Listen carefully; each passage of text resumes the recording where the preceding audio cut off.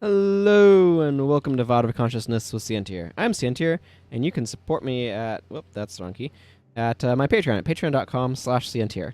Anyway, we are in Fort Ranik today, and the eagle-eyed among you will notice I have slightly more health than I did last time. That is because in the middle of this past week, I decided I wanted to take a little bit of time to relax and went and killed a bunch of scales outside Fort Ranik because pre-searing is beautiful, and it sounded like something reasonable to do. Turns out there were so many scales that I killed that I got a level. So I'm admiring this tree behind my character here. Here's Lord Darren, by the way. He says, "Hail and well met, stranger. My name is Lord Darren. I am charged with overseeing Fort Ranik. Is there anything I can clarify for you?" Is he the one who's in charge of Fort Ranik in post-steering when this becomes a mission? Can we get... No, I think this is just a little garden area here. Sorry, I think that's a little closed off garden. Anyway. Leveled up. I can put another point in swordsmanship. Huzzah. Might as well keep stuff in tactics. So today, actually, I'm going to take a quick moment because I'm really curious to know if it's still Lord Darren in post-searing. Let's jump on wherever. Barretts is at Long Eye's Ledge. Well, we can put him in Fort Ranik quickly enough. Just take a quick detour because I'm curious about this detail. Here. Fort Ranik. Everybody loves a Fort Ranik, right? Hello. Yep, still Lord Darren. So he's here even after everything falls apart horribly. And he's still here manning the fort, keeping charge of it. You can see it doesn't look so great. Afterwards, like I can go to that bridge area where he was before. Let's talk to post-searing Darren. He says, "I've seen this sort of thing before, and it does not bode well. Not at all. What is your desire, my friend? Your words are quite grim. Today is a dark day in the history of Ascalon. Why? The Char have breached the wall again. They burn our homes and threaten to take what little we have left. The guards who man the wall have fallen back, and the Char armies march on Ascalon city. The Char are beasts, but it appears they're not as stupid as many think. They organized a large invasion force and simply overwhelmed the garrison at the northern gate. Prince Rurik is directing an organized defense. Even now, he marches toward the wall from the capital city of Rin. Even so, Rin is far to the west. By the time he arrives, Ascalon city may have already fallen. Never fear, brother, we will rise again. Your words are inspiring, but I'm afraid the end of Ascalon is near. How long can we hold out against such a beastly race as the Char? They have only one goal, and that is to see the end of us all. You've heard the rumors. Even Prince Rurik thinks the time has come to abandon the cities and make for the mountain pass. What must be done to save things? He says the Ascalon army is scattered and in retreat, but small teams are regrouping and making stands against the invaders. If you can push back the Char, force them out, and retake the wall, Ascalon city will be saved. I'm on my way. Siege at the wall. The events of the next few hours will either be written about in legend or torn from human memory by the claws of the Char. The choice of which these things comes to pass is up to you. Good luck." That's a classic necromancer look. So, actually, that's something that I really like about this game is that all of the professions have their unique appearance styles and stuff. So yeah, here you can see that little garden area before, and there's the tree that was so beautiful that I was looking at, but is now just a burned twig. Anyway, back to when it is not a burned twig.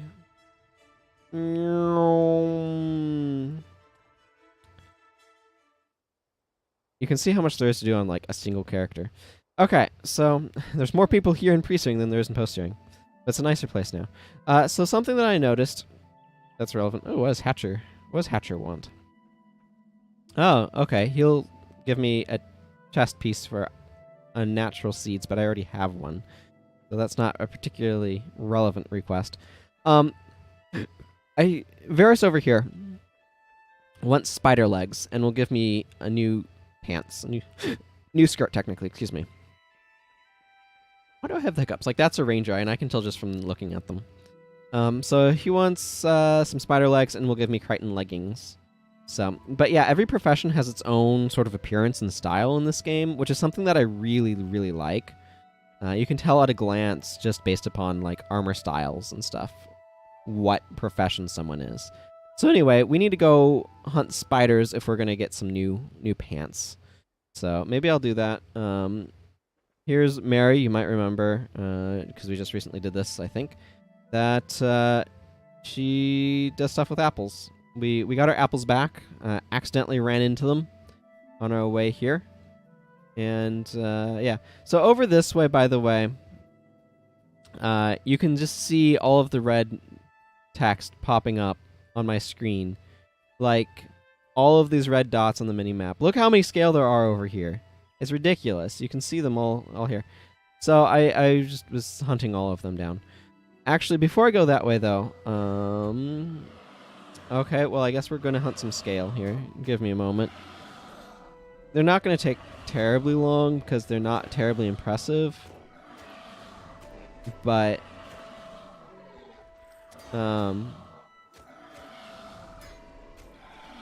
what? Oh, Winter's Day in July event must be going on. That's, abnormal to get a Frosty Tonic, shall we say.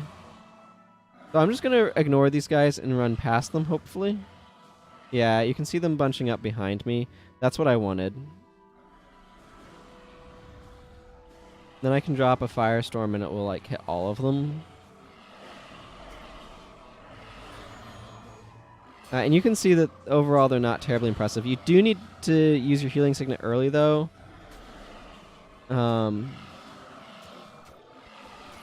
Because they will kind of... What's the phrase that I'm looking for? Their damage will kind of build up while you're healing. Healing signet does take a while to activate. And while it's activating, you have less health, so... Anyway.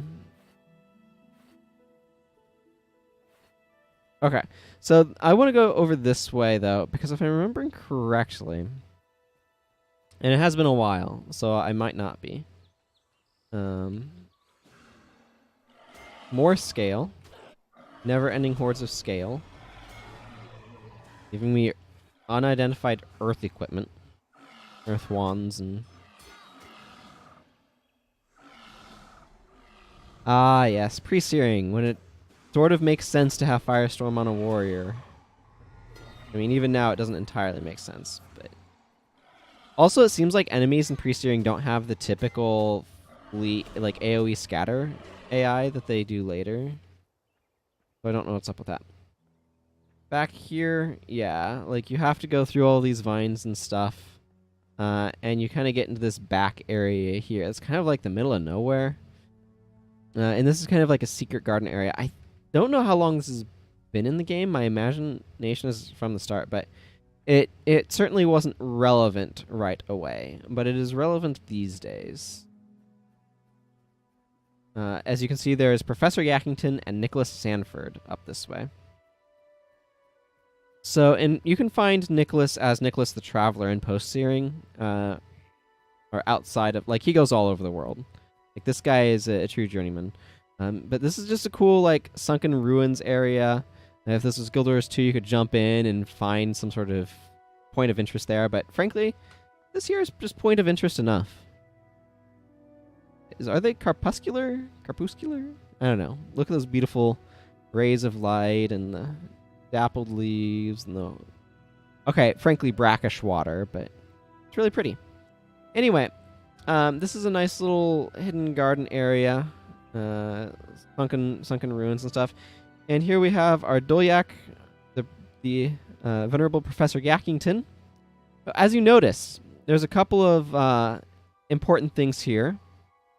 He will friggin' give us a small equipment pack or a Crichton helmet for 50 red iris flowers. So, I apparently need to collect red iris flowers like crazy, because this is, as far as I know, the only way to get a helmet. And this is really strong. I don't think you can get runes in Pre-Searing, but you didn't used to be able to get a helmet. And he says, you haven't happened to run across 5 Grawl necklaces, have you? Well, I'm not going to farm them. I found one when I was traveling up north and thought it would be fun to wear around. Lo and behold, the next Grawl I came across got a look of fear in his eyes and took off running when he saw it. He came back with a friend to chase me, so presumably his fear had left him. Having witnessed this, I theorized that the Grawl will have to outnumber my necklaces before they attack. Sounds like a solid theory, doesn't it? I think 5 should be enough to test it. So, he's going to look for a different trophy. every day, I think it is. There's a schedule. You can look it up on the Guild Wars 1 wiki, daily activities. So yeah, today he wants scroll necklaces. Tomorrow he'll want icy lodestones and worn belts and gargoyle skulls and unnatural seeds. And he'll just kind of cycle through all of the different trophies. And then, like I said, there's also Nicholas the Traveler, who frankly has his own page because he goes to different locations and wants different stuff. And but you turn them in and he gives you a thing and you can open it. It's like Gift of the Traveler or something like that. And it has random loot. It's just a little goodie bag. So it's something that you can do. That's kind of a neat activity, adds some additional replayability and stuff like that. I think you can get bags in them if I'm not mistaken. Actually, let me look, because I think that's like Gift of the Traveler. Is that right? Gifts Traveler? No. Oh, okay. But Nicholas the Traveler is like a weekly thing, not a daily thing. But they have random stuff that's principally useful for acquiring consumable titles, including a tonic that lets you turn into a rabbit whenever you want, which is interesting. Let's see. But what I want is... sorry, I'm looking through... Well... Not... that. Is it this? Okay, Gifts of the Huntsman is what he gives you. And it's pretty similar. It looks like it has... okay, so maybe you don't get bags this way. Well... It gives you, like, random consumables that you can get to get certain titles and stuff that are based on using consumables. They're per character, not per account, which I find a little annoying. So I don't really have much that I can show you. Well, there's Lucky, but that's not it. But, like... yeah, this character hasn't done anything to get them, but like there's a title for spending so much time drunk and other things. So anyway, you need to accumulate that on one character, blah blah blah. And that can help you do that if you want to do that on your Pre-Searing character, I guess. It's a neat thing that they have, but have added to the game or whatever. But anyway, that's not what we're looking to do today. We are, in fact, today looking to go to over this direction, actually, is where I want to go. I guess, is it best to just go back along the main path? You know what? No, let's go along the south and see what's over this way. Or I could go hunt spiders. Should I go hunt spiders? I think the spiders are over this way. Well, the scale wants to tussle with us. At some point, I'll be able to equip a better sword. I'm in kind of an awkward spot in that I don't really have one. Because I think there's a bunch of spiders in these trees. Unless they don't spawn when you're not carrying apples. But I think they do. Yeah, here's a spider. Giant needle spider. Spider webs can be salvaged for glittering dust, by the way. And spiders are typically rangers. Yeah, there's one. I think I needed 3 legs. I love this song so much. It's like one of my favorite songs of all time. Spider webs do stack, so there's that. I think they're... Can you find more down this way? I feel like there's a bunch that come from these trees. Yeah, there are.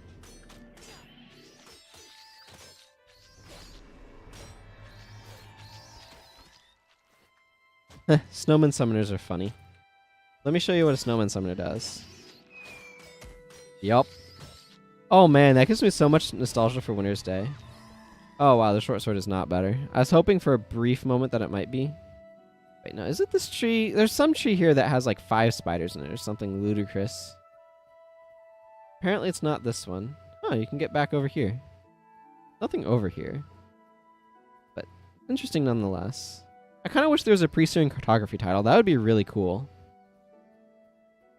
But anyway, I think Mary's apples were perhaps over here.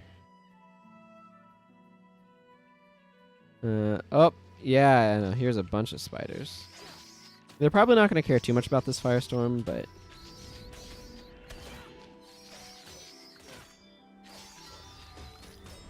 might as well use it anyway. It's some additional DPS. There's another spider leg. I'm going to collect this loot in just a moment. A lot of webs.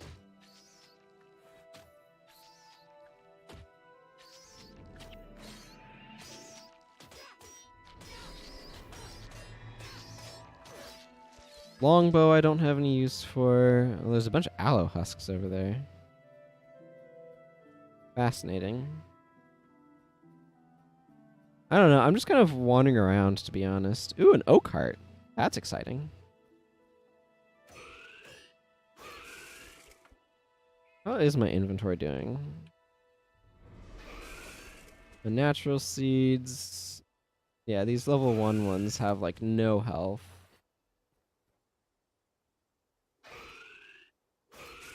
Smiting rod. I bet this oak heart has a few levels to it. I imagine it's like level 5 or something. These guys probably don't give me experience anymore. Yeah. There's an experience cap in this game. I'm not sure if cap is the right word. Oh my goodness, this guy dropped a bajillion things. Oh man, that snowman summoned differently. Hi, snowman. How are you doing? That's cool.